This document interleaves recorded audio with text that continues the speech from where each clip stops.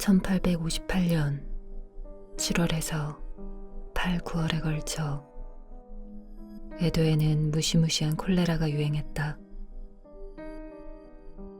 이른바 안세 2년간 사상 최악의 콜레라이다.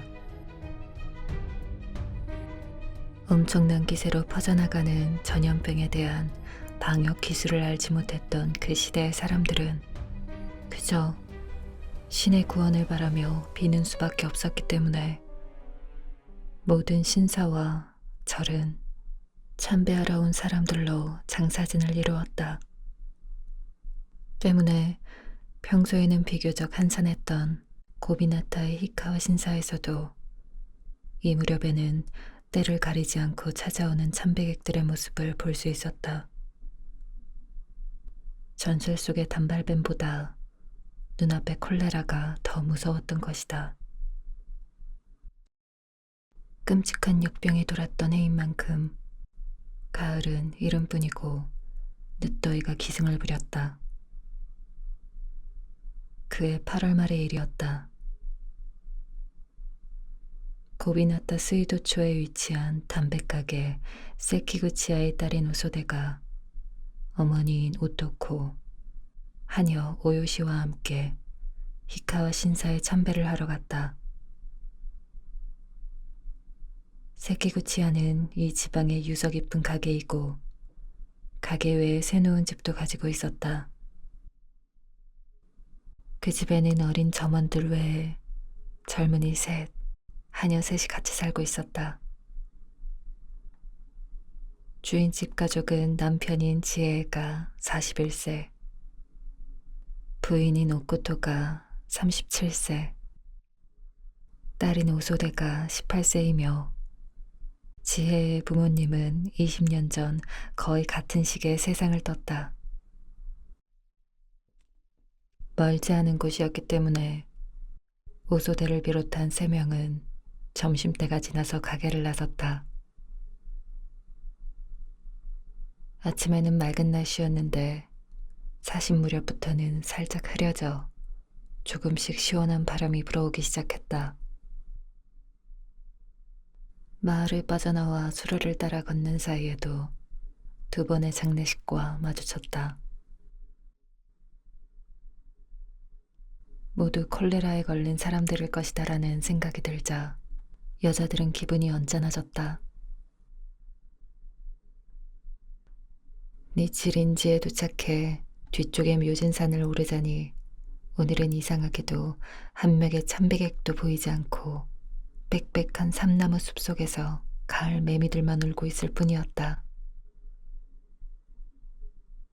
묘진 신사 앞에서 이마를 조아리고 예법에 따라 일가의 무사와 안녕을 비는 사이 하늘은 점점 어두워져 그렇지 않아도 어두컴컴한 나무 그늘이 마치 저녁인 것처럼 캄캄해졌다.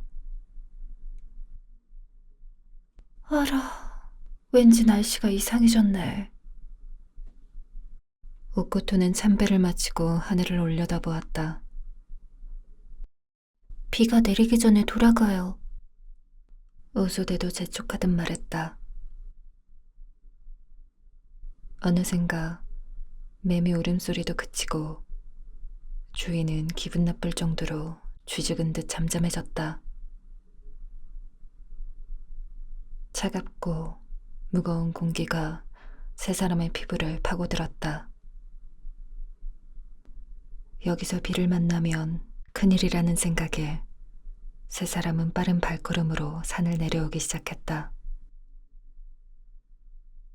그때 뭔가를 보았는지 오소데가 갑자기 멈춰섰다. 그녀가 아무 말 없이 어머니의 소매를 잡아 끌자 오코토도 멈춰섰다. 이어 오요시도 가던 걸음을 멈추었다. 그들은 길가의 커다란 삼나무 사이에 어떤 소녀가 서 있는 모습을 본 것이었다. 소녀는 12~13살 정도로 창백한 낯빛을 한 청순한 얼굴이었다. 흰 바탕에 삼각형 비늘 무늬가 있는 새 홑옷을 입고 물색 띠를 메고 있었다. 그건 그렇다 치고 세 사람의 주의를 끈 것은 소녀의 검은 머리였다. 그녀는 단발머리를 하고 있었다. 앞서도 말했듯이 이 무렵 콜레라 소동 때문에 묘진 신사에 참배하러 오는 사람들이 갑자기 늘었고, 그로 인해 단발뱀에 관한 무시무시한 전설은 잠시 잊혀진 것 같았지만 이 전설이 완전히 없어진 것은 아니었다. 오늘처럼 흐리고 어두운 날, 눈앞에서 단발머리 소녀의 모습을 발견한 세 사람이 엄청난 공포에 사로잡힌 것도 무리는 아니었다. 그들의 얼굴은 소녀가 허리에 묶고 있는 띠색과 같이 파랗게 질렸고 그 자리에서 꼼짝도 하지 못했다. 오요시는 오소대보다 나이가 많아 19살이다. 더구나 평소에도 기승스러운 성격이기 때문에 이번에도 역시 떨고 있지만은 않았다. 그녀는 작은 목소리로 주인에게 주의를 주었다.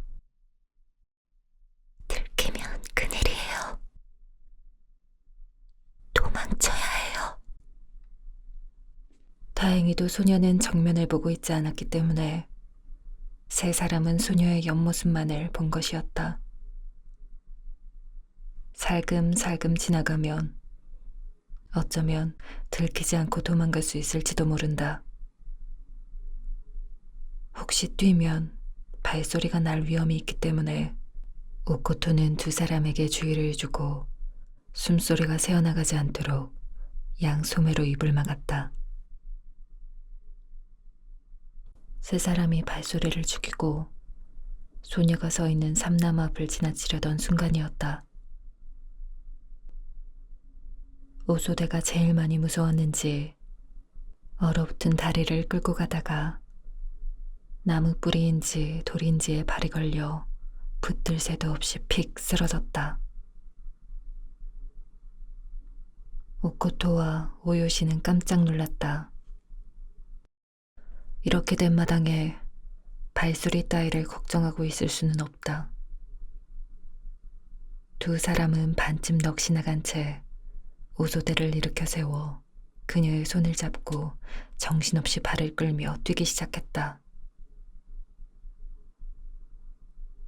산을 내려가는 길은 돌계단으로 되어 있었다.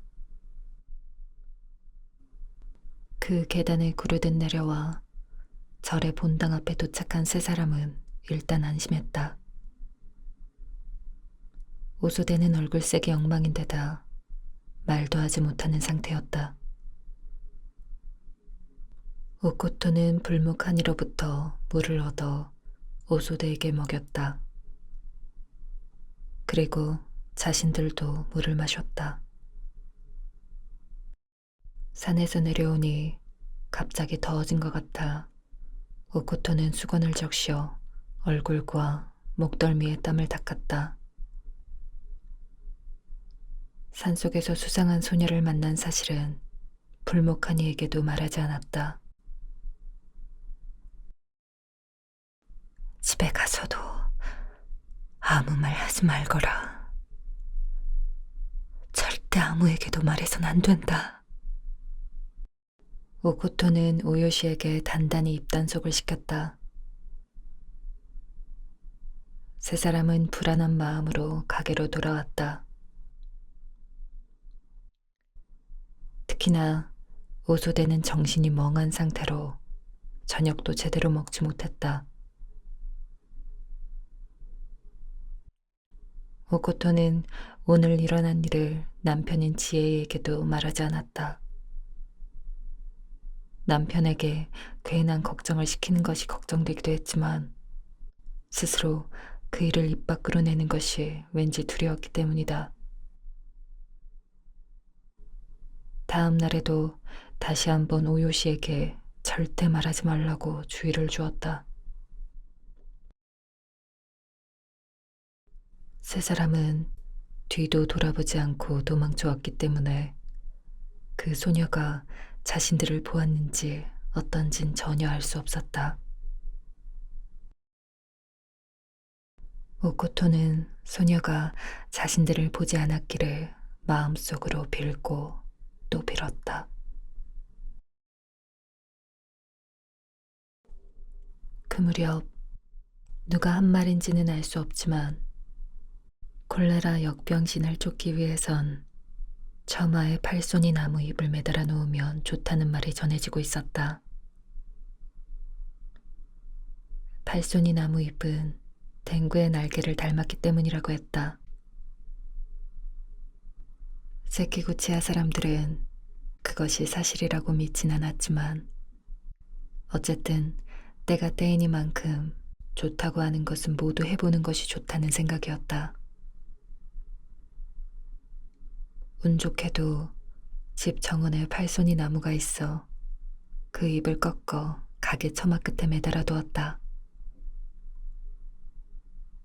다음 날 오후 오코토가 가게에 나가보니 처마에 매달아 놓은 팔손이 나무의 잎이 이미 시들어 가을바람에 바스락거리고 있었다. 오코토는 시들어버린 잎은 아무런 효과가 없을 것 같다는 생각에 다른 사람에게 부탁도 하지 않고 자기 손으로 정원에서 새로운 잎을 꺾어와 나뭇잎을 바꾸려 했다. 그런데 얼핏 보니 시든 나뭇잎에 벌레 먹은 자국이 있었다. 그것은 마치 갈겨 쓴 글씨처럼 보였다. 자세히 보니 나뭇잎엔 오소대는 죽는다고 적혀 있는 것이 아닌가. 오소대, 죽는다. 오코토는 소름이 끼쳤다. 그녀가 오요시를 조용히 불러 팔손이 나무 잎을 보여주자 오요시도 벌레 먹은 자국의 글씨를 오소대 죽는다로 읽었다. 팔손이 나무 잎이 벌레 먹는 일은 흔한 일이 아니다. 그런데 시든 나뭇잎에 오소대 죽는다라는 글자가 새겨져 있는 것이다. 어제 생각하던 오늘이 왔다는 생각에 오코토는 온몸에 피가 얼어붙는 것 같았다. 세키구치야 뒤쪽엔 새놓은 건물이 4채 있었다. 모두 세키구치야의 소유로 안쪽 건물엔 도시조라는 젊은 목수가 혼자 살고 있었다. 젊기 때문에 술도 마시고 밤에도 싸돌아다니다 보니 너무 자신의 건강을 돌보지 않은 결과 그에게 전염병의 신이 찾아왔다. 그는 밤부터 구토와 설사를 시작해 다음 날 오후에 죽었다. 혼자 사는 몸이기 때문에 친구들과 근처에 사는 이들이 모여 장례식을 치르게 되었다. 세키구치야도 자신의 집에 살던 사람이기 때문에 가게 사람에게 부의를 돌려 조문을 가도록 했다. 우리 집에도 결국 콜레라가 찾아왔구나. 주인인 지혜에도 얼굴을 찌푸렸다. 콜레라가 전염병이라는 것을 알아도 그것을 예방하는 방법을 몰랐기 때문에 근처에 사는 사람들은 그저 두려움에 떨 뿐이었다. 이 무렵에는 전염이 무서워 콜레라로 죽은 사람의 집에 조문을 가거나 장례식장에서 밤을 새는 사람들이 점점 줄어들고 있었는데 그래도 도시조의 집에선 근처에 사는 사람들이 5명, 6명이나 모여 장례를 치렀다. 도시조의 옆집에는 다에키치라는 담배 장수가 살고 있었다. 역시 혼자 사는 젊은이였는데 담배 장수라고는 해도 가게에서 장사를 하는 것이 아니라 잘게 다진 담배를 등에 지고 각 번의 저택을 돌아다니며 무사들의 근무 교대처, 무가의 종들이 귀가하는 방, 혹은 각지의 절에 담배를 팔러 다니는 것이었다. 그는 세키구치야에 새들어 살 뿐만 아니라 세키구치야로부터 담배를 매입하고 있었기 때문에 아침 저녁으로 친하게 드나드는 사이였다. 다에키치와 도시조의 집은 벽 하나를 사이에 두고 있었는데 혼자 사는 사람들끼리 친하게 지내는 편이었다. 간밤에 도시조가 병에 걸리자 장사를 쉬고 간병을 했을 정도이니 장례식에서 밤을 새는 것은 당연한 일이었다. 늦더위도 심한 데다 문을 닫아놓으면 병의 나쁜 기운이 방 안에 가득 찬다 하여 집안의 모든 문을 열어두었다. 그날 밤 9시경의 일이다. 골목에서 개 짖는 소리가 들렸다. 다에키치가 까치발을 하고 바깥을 내다보니 우물 근처에서 하얀 그림자가 보였다. 집안의 등불이 바깥에까지 비치고 있었기 때문에 그 그림자의 정체도 대충은 알 수 있었다. 그것은 흰색 호롯을 입은 소녀였다. 소녀는 세키구치야의 뒤쪽에서 여닫이 문 사이로 안을 들여다보고 있는 것 같았다. 다에키치는 자신의 옆에 앉아있는 옆집 신조의 소매를 잡아 끌며 속삭였다. 저 아이는 어느 집 아이일까? 신조도 발돋움을 해 바깥을 내다보는데 개가 계속해서 짖어댔다. 소녀는 개가 두려웠는지 조용히 골목 바깥쪽으로 사라졌는데 집신을 신었는지 발소리는 들리지 않았다. 못 보던 아이인데. 다에키치가 중얼거렸다. 이 동네 아이는 아닌 것 같아. 신조는 이렇게 말을 하면서도 딱히 마음에 담아두지는 않았다. 하지만 다에키치는 신경이 쓰이는지 급히 신발을 신고 골목 어귀까지 쫓아갔다. 하지만 이미 소녀의 모습은 보이지 않았다. 저 아인 대체 어느 집 아이일까?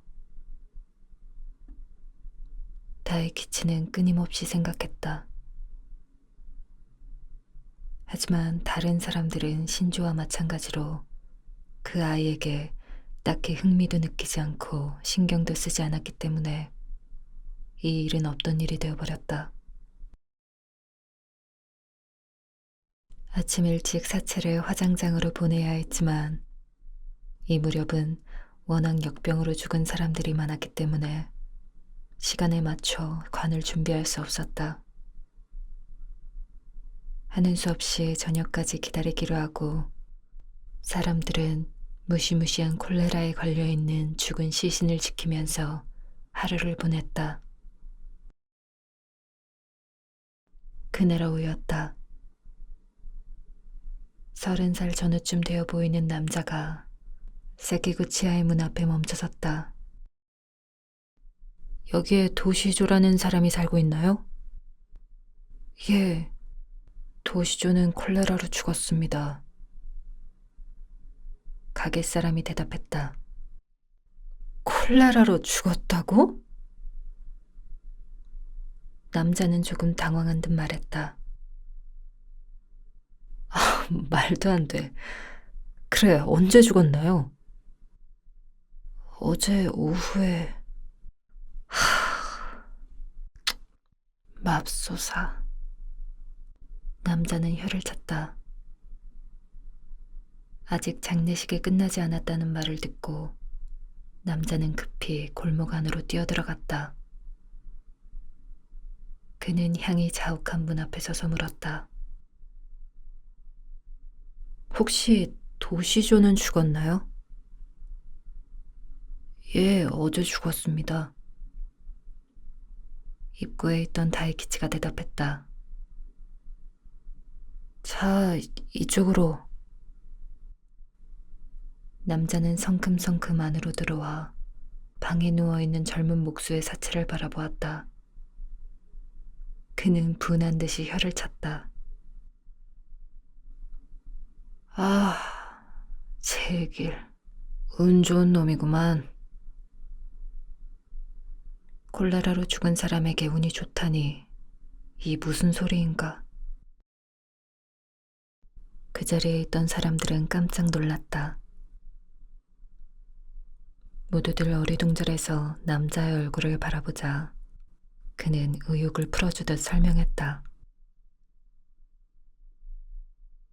지금부터 나흘 전 밤 요시마 텐진 밑에서 관짜는 기술자 이타로가 누군가에게 살해당했다. 앞에서도 말했듯이 이 무렵에는 콜레라로 죽는 사람이 많았기 때문에 모든 관 가게가 관을 짜기에 바빴고 자신들의 일손만으로는 부족했기 때문에 임시로 목수나 관 짜는 기술자 등을 고용해 일을 맡겼다. 제대로 된 기술자는 마구잡이로 관을 짜는 일을 꺼려야 했지만 실력이 시원찮은 젊은 목수들은 수입이 짭짤한 것을 기뻐하며 여기저기로 관 짜는 일을 도와주러 다녔다. 여기 도시조도 그런 사람 중에 하나로 며칠 전부터 이타로의 가게에서 일을 하고 있었던 것이다. 이타로의 돈에 눈독을 들인 누군가가 그를 살해했음이 밝혀졌다. 전염병은 관을 짜는 목수에게 복을 가져다주는 신이었다. 사업이 번창하자 이타로는 의외의 큰 돈을 벌었다. 그것이 화가 되어 이타로는 살해당하고 부인은 슬픔에 빠졌다.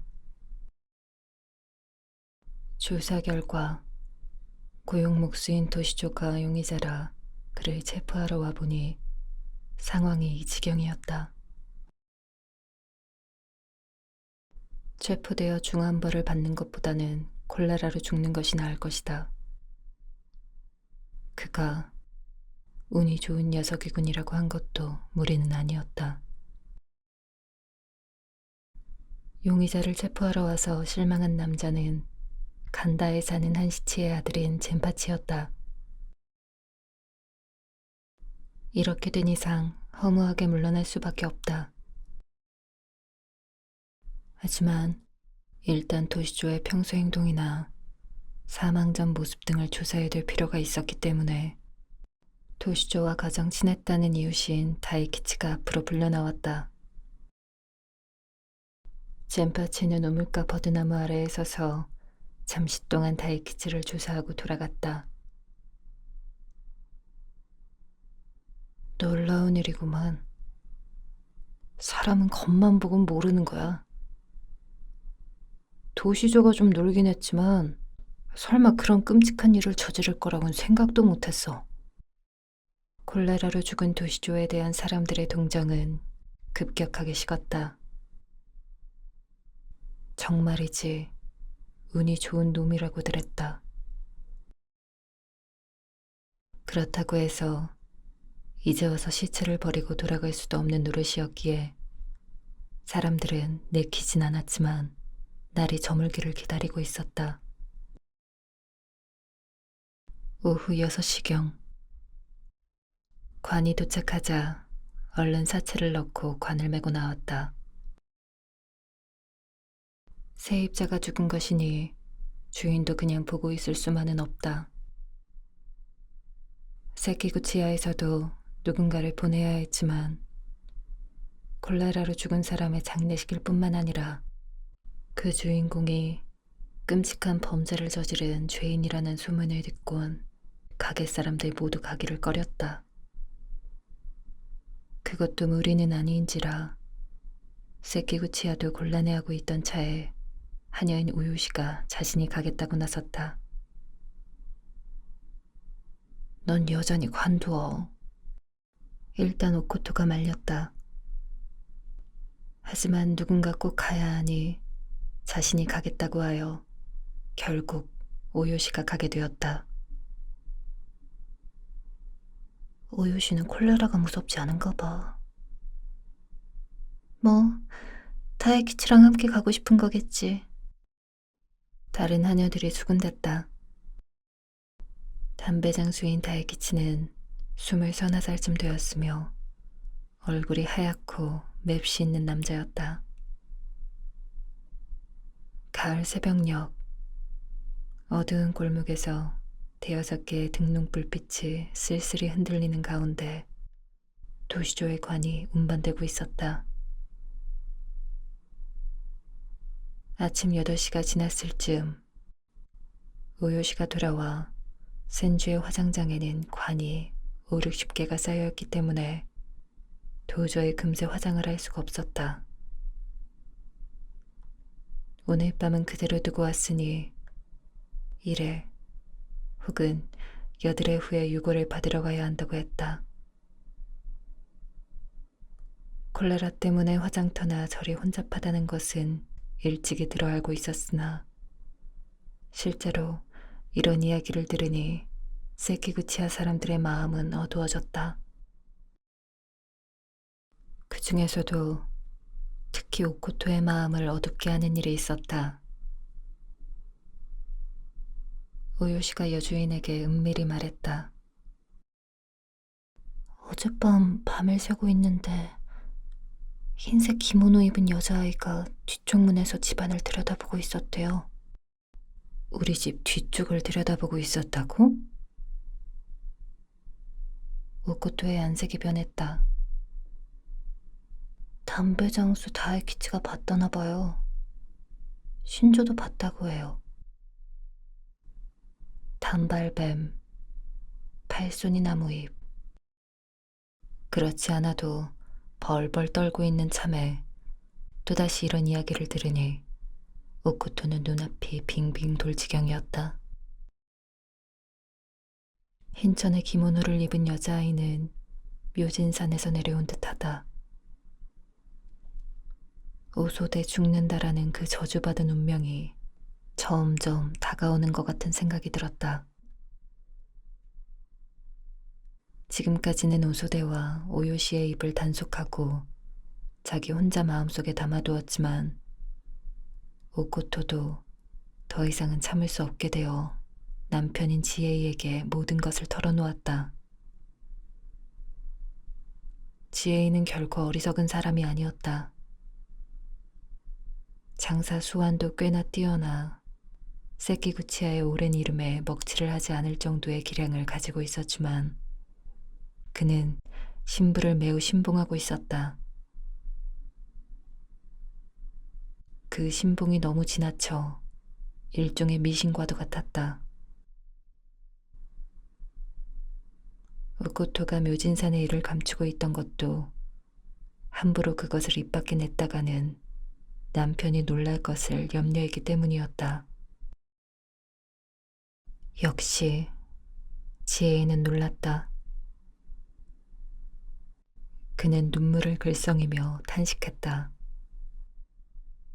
단발뱀의 저주를 받은 딸의 목숨은 어차피 구할 수 없는 것이라고 포기한 것 같았다.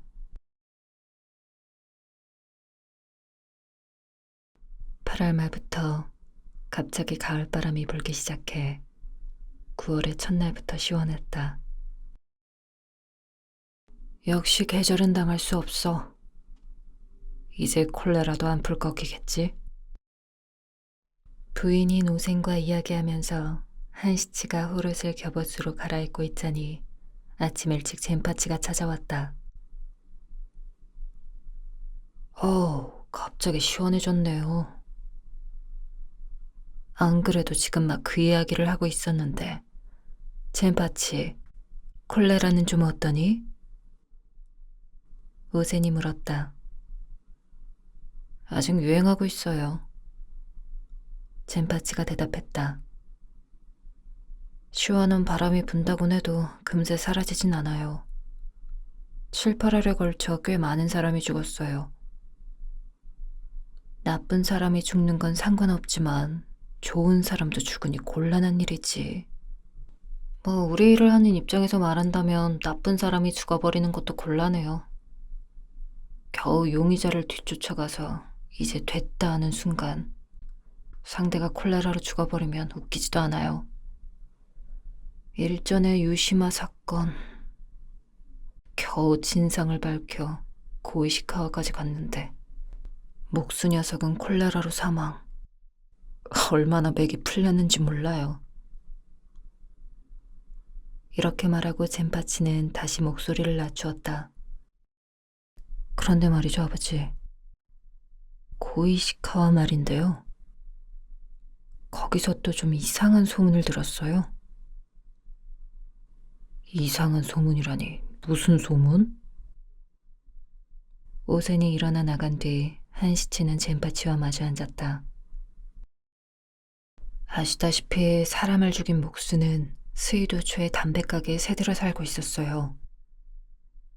젠파치는 말을 이었다. 그 주인집은 세키구치야라는 오래된 담배가게로 가산도 넉넉하고 근처에 평판도 나쁘지 않은 집입니다.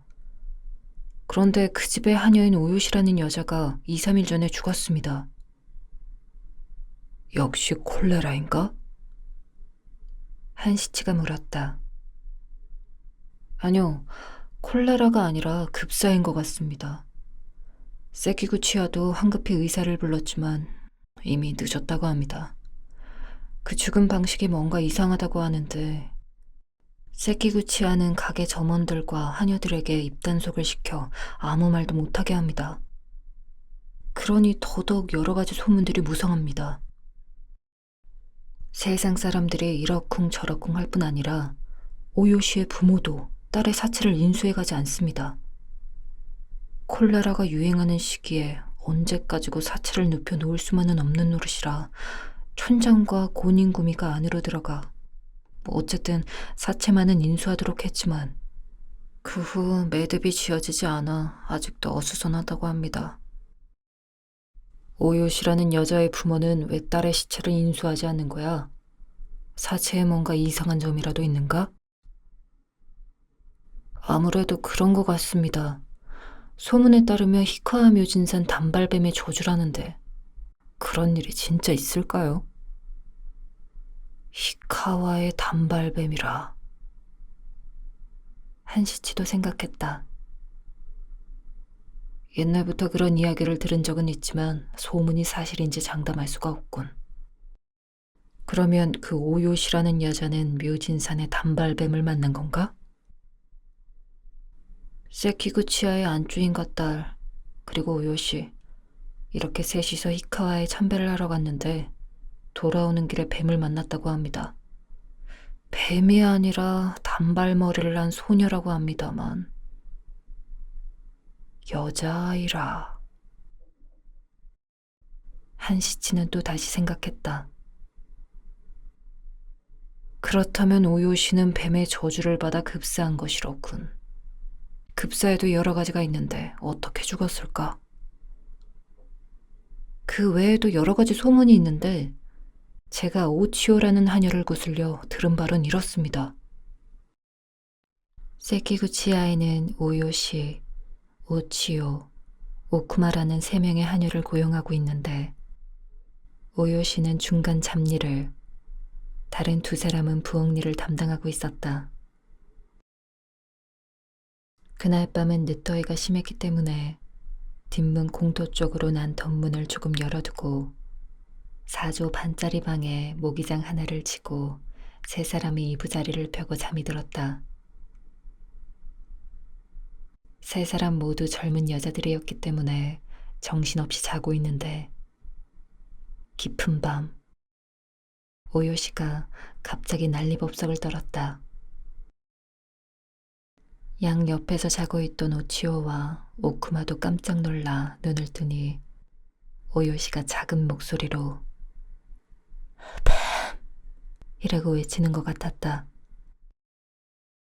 오치오와 오쿠마가 모기장에서 기어나와 부엌에서 등불을 가지고 오니 오요시는 이불 위에서 몸부림치며 괴로워하고 있었다. 당황한 두 사람이 가게 남자들을 불러 깨웠는데 그 소란스러운 소리에 주인 부부도 일어나 나왔다. 나이 어린 점원은 단골 의사를 부르러 갔다. 아무래도 한밤중에 일어난 일이기 때문에 의사도 금세 오지는 않았다. 오요시는 의사가 오기 전에 죽어버렸다.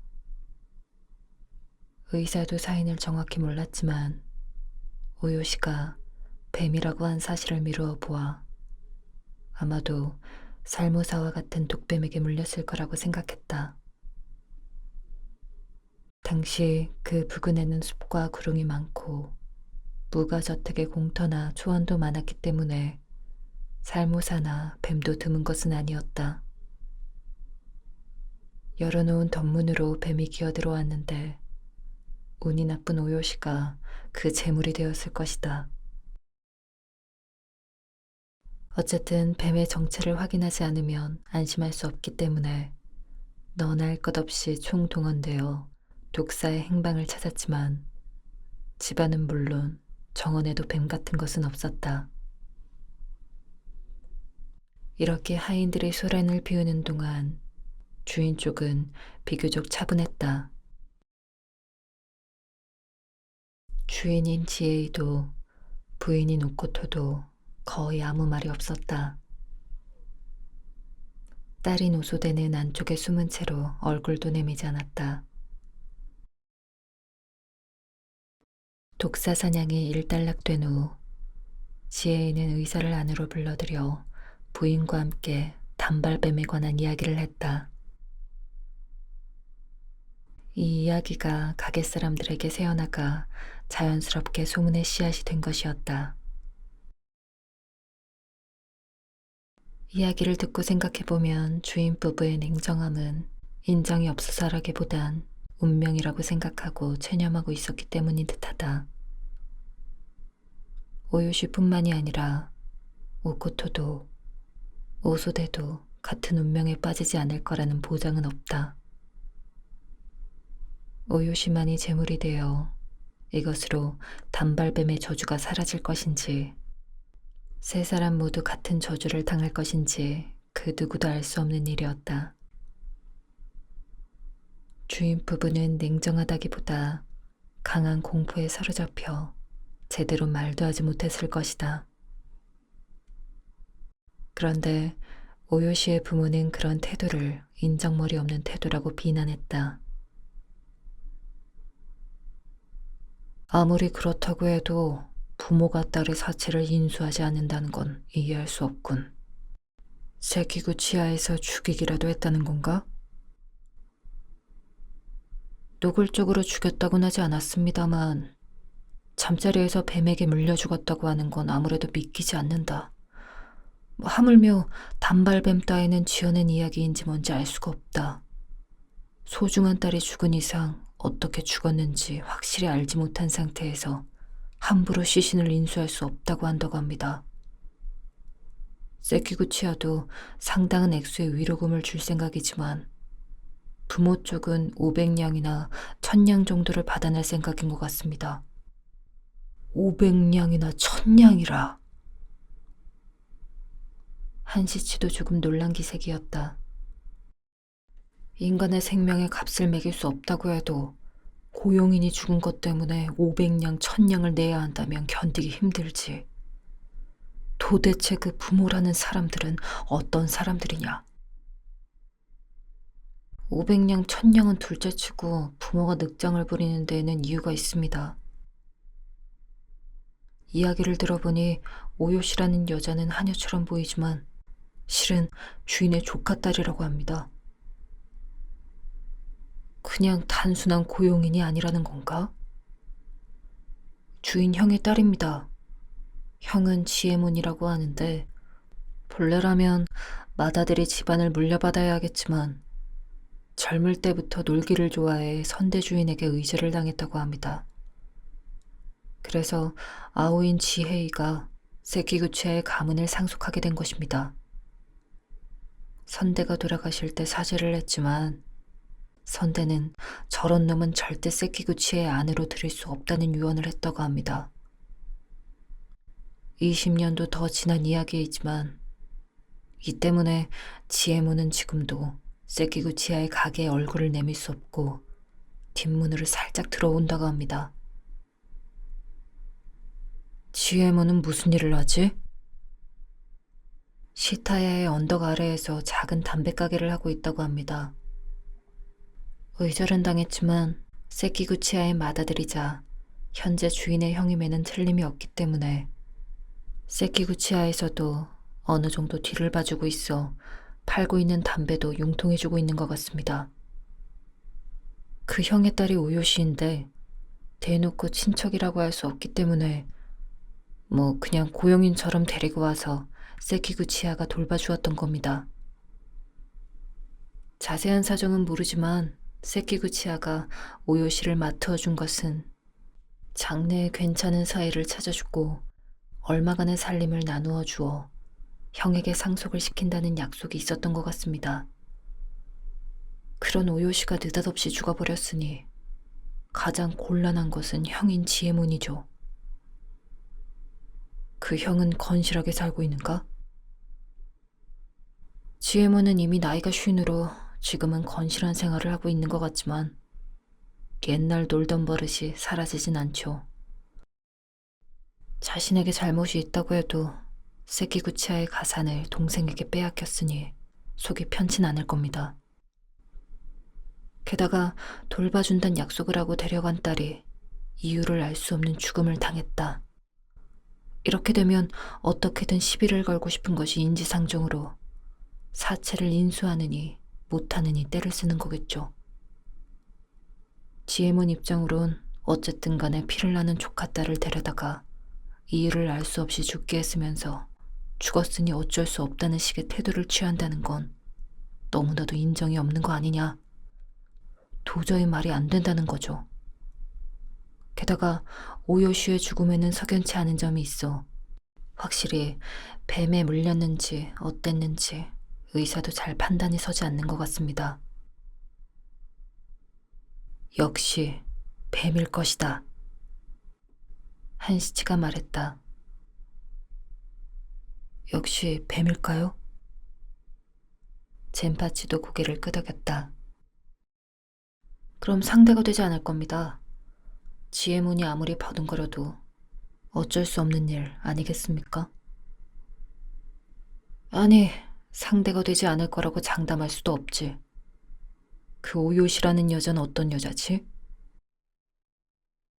오요시는 19살로 세키구치아의 딸과는 1살 차이입니다. 세키구치아의 딸은 오소데라고 하는데 올해 18살입니다.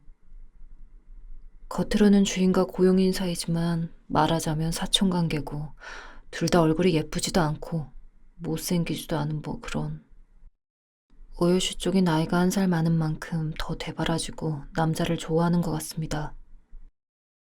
세키구치아가 세놓고 있는 내 집엔 누가 살고 있지? 콜레라로 죽은 목수 도시조, 그리고 담배 장수 다에키치, 그 외에 재봉기술자인 신조, 소쿠리 장사 로쿠베. 신조와 로쿠베는 부인이 있습니다. 다에키치는 도시조 옆집에 사는 녀석이지? 어떤 놈인가? 20서너쯤 되었고 창백하고 가냘픈 몸을 한 녀석입니다. 교토 근처에서 태어났는데 이전엔 유시마의 차야에 있었다고 합니다. 유시마의 차야에 있었다고? 남창 출신인가? 그런 소문이 있습니다. 그래? 한시치는 살짝 눈을 감고 또다시 뭔가를 생각했다.